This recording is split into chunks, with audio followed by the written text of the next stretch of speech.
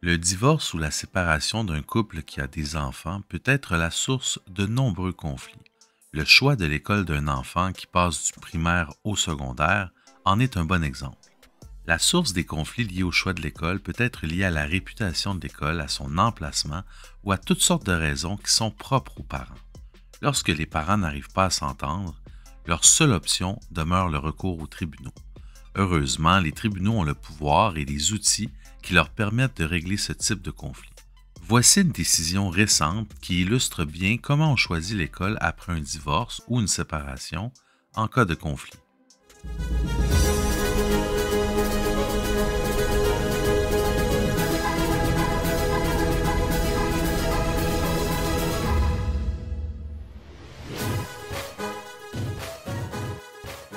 L'origine du conflit sur le choix de l'école. Cette affaire concerne le choix de l'école d'un enfant dont les parents sont en instance de divorce et qui termine sa 6e année du primaire. Voici un résumé de la position de la mère, du père et de l'enfant quant au choix de l'école. La mère. La mère souhaite que son enfant puisse poursuivre ses études secondaires dans la même école où il termine ses études primaires. Son principal argument est qu'elle souhaite respecter le choix de son enfant qui désire demeurer dans cette école. Le père. Le père refuse que son enfant continue de fréquenter la même école à cause de son potentiel intellectuel et de la mauvaise réputation de l'école.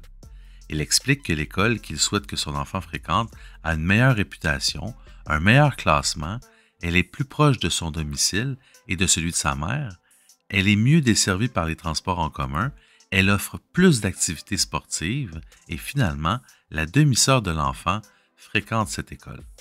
L'enfant. L'enfant ne comprend pas pourquoi son père ne souhaite pas respecter son choix et ça l'angoisse beaucoup.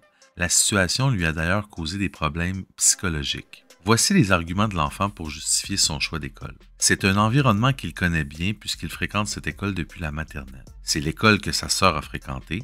Plusieurs de ses amis fréquenteront cette école au secondaire. Lors de la visite, il a trouvé les professeurs très gentils. L'école est petite, il s'y sent bien. Il a eu de bonnes notes au primaire à cette école. Et finalement, il souhaite participer à l'activité de cheerleading qu'offre l'école. Les principes qui guident le tribunal dans le choix de l'école. Le tribunal rappelle d'abord le principe qui gouverne les décisions concernant un enfant.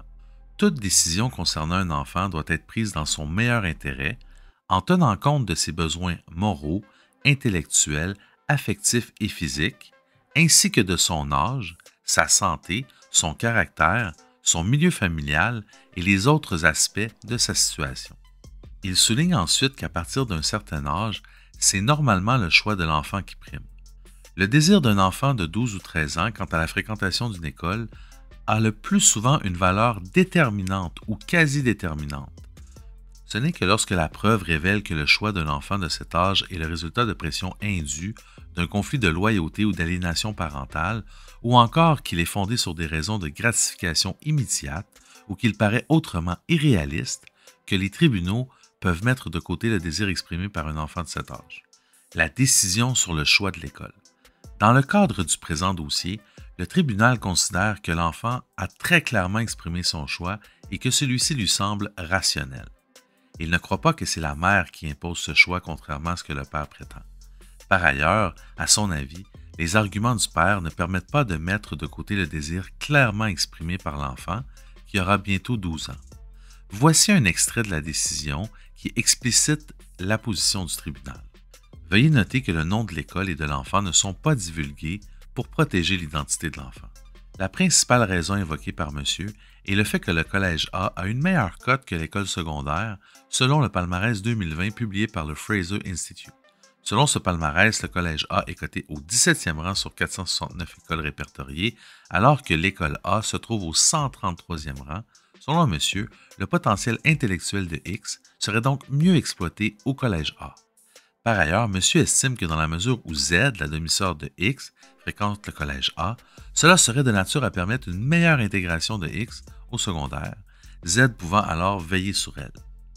Enfin, monsieur indique que le collège A met l'accent sur les activités sportives, ce qui est important pour lui. Dans les circonstances, et notamment à la lumière des moments difficiles ayant été vécus par l'enfant l'automne dernier, ces raisons ne font pas le poids devant le désir de l'enfant.